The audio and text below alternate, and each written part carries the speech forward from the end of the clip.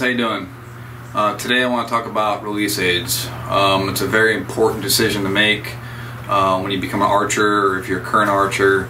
I think we all go back and forth and try some different stuff. So, go over a few different ones. Caliper Release, wrist strap, very common.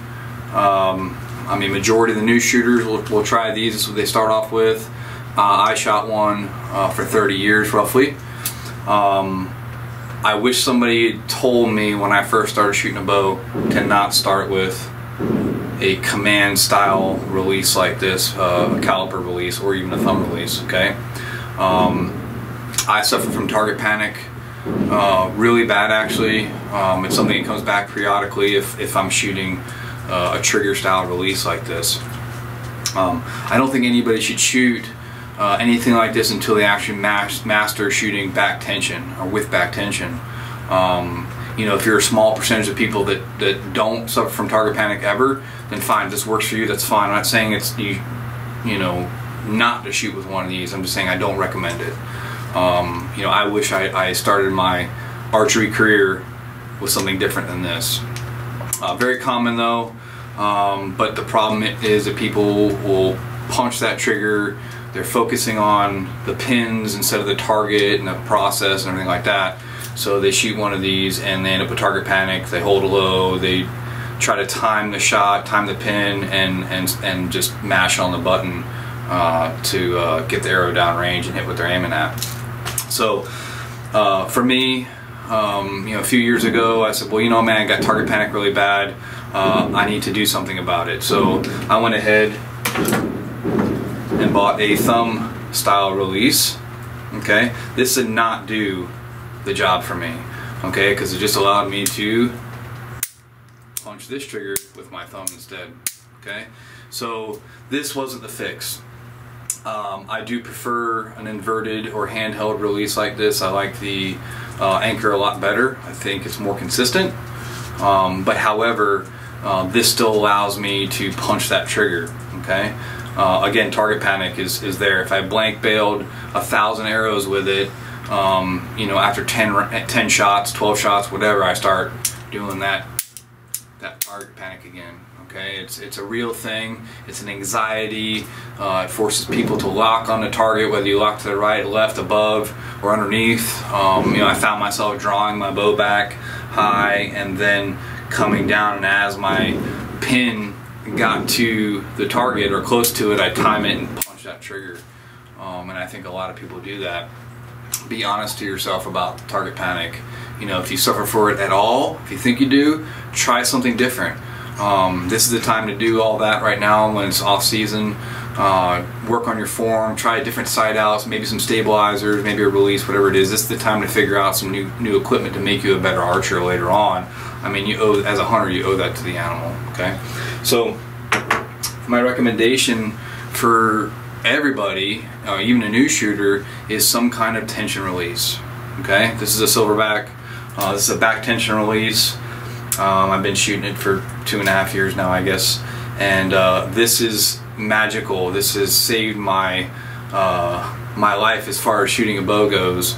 Matter of fact, I just started my wife on it. Chelsea's shooting one of these. She's never shot a bow before. She's been shooting 2 months. She went straight to the silverback. She's shooting out to 80 yards right now. She's been shooting 2 months now. Okay, 80 yards she's shooting. All right, zero target panic. She doesn't even know what that is. She's never had to suffer through target panic. You know, she has no idea what I'm talking about. She doesn't suffer from it. That's because she started with this. She feels super comfortable with it, and that's what she's using. She understands the shot process. She understands to allow the pin to float and just pull through the shot. Okay, I recommend this.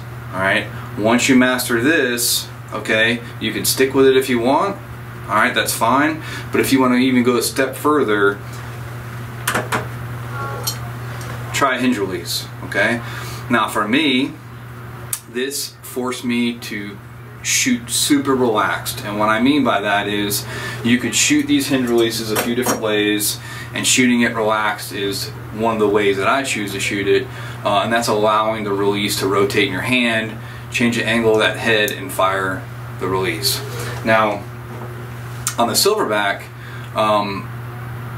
you really shouldn't shoot it that way. You can, but you don't have to shoot it that way. You want to pull back on this, so the last thing you want to do is allow your hand relax while you're pulling that, because it may not fire. So you're keeping your hand tense, okay, not in a fist, but you're keeping your hand tense, and you're pulling through the shot, so you don't want your hand to move at all, because that's taken away from your movement, okay? But on the tension release, okay, you fire this relaxed. Now you can rotate this to fire it if you want, okay, but that's putting tension back there. I wanted to shoot it relaxed, okay? So I'm using this finger here. Once I draw the bow back, I use this finger here as a pivot point, and then I'm pulling, and I'm allowing my index finger to relax. So as I'm pulling, that release is pivoting and it's firing, okay?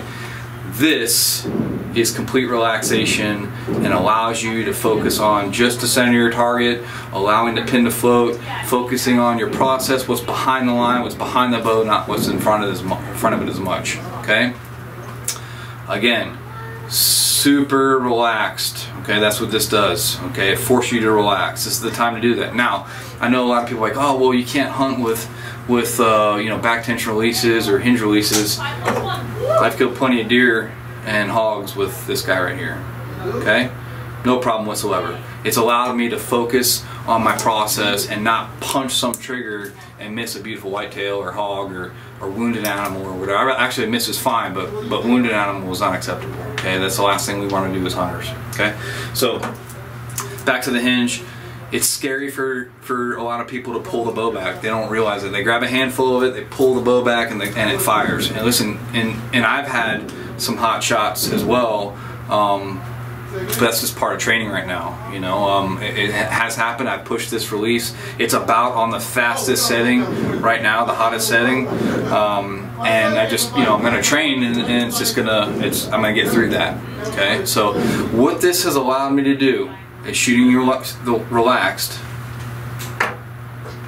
has now allowed me to fire a thumb style release, or even a wrist strap. I mean, this is my old one. This thing's probably 20 years old, 15 years old. I don't know. It allows you to fire these with relaxation. Now, what I mean by that is focusing on the process and pulling through the shot, and not pressing the barrel or the button or the trigger, okay? So what I'm going to do is I'm going to shoot this just like the hinge release, alright? And I'm going to use that finger as a pivot, and I'm going to relax this index finger, and I'm just going to put some meat on the barrel there, whether you put it, you know, deep in your thumb like this or like this. That's totally up to you, depending on the release and how you want to set up, okay? And I'm just going to pivot off this finger and relax this, my index finger, have some meat here, and as I pull through, it just fires. You notice you didn't see my thumb move. You see how the trigger's back here? Okay, obviously it's a lot easier when you have some tension, but just to give you an idea of what I'm doing, okay? I shot this the other day, and I was really surprised at how relaxed I was, okay? And that's from shooting this. Alright, I also shoot the Ultra View as well, so this is the 2 Smooth from Knock On. And it's an Ultra View hinge. Okay, now that I feel super relaxed, I've even added the clicker to both of these now because I've liked it so much. At first, when I put the clicker on, as soon as it clicked, I was like, "Oh, it's gonna fire!" You know what I mean? Because I literally have that anxiety. It hangs out with me. I mean, I could pick this up and fire, you know, 10 like this, and I'm a disaster. Okay, target panic is real. World-class shooters suffer from it. Like, just randomly, the guys can be shooting for 10 years. Boom, they'll wake up one day and boom, here's some target panic. Well, they work through it. You know, you can't be too knowledgeable or too good enough to realize that you have a problem, and you know, I don't have to worry about it. I'm good. I'm the best shooter there is. I don't need to worry about it. No, you do. At that point, what separates a lot of the top level shooters from just average people is recognizing any issues that you have and fixing them. Okay, so I had target panic. Time to reset, start over, and fix it. Okay, and that's what I did. So this is the time to do that. Try something new. I mean, I've been shooting the hinge releases for about 3 months now, and I honestly think if I continue shooting this hunting season, I can hunt with it. I don't see an issue in it whatsoever. Okay, I don't. So I started with the click on these now.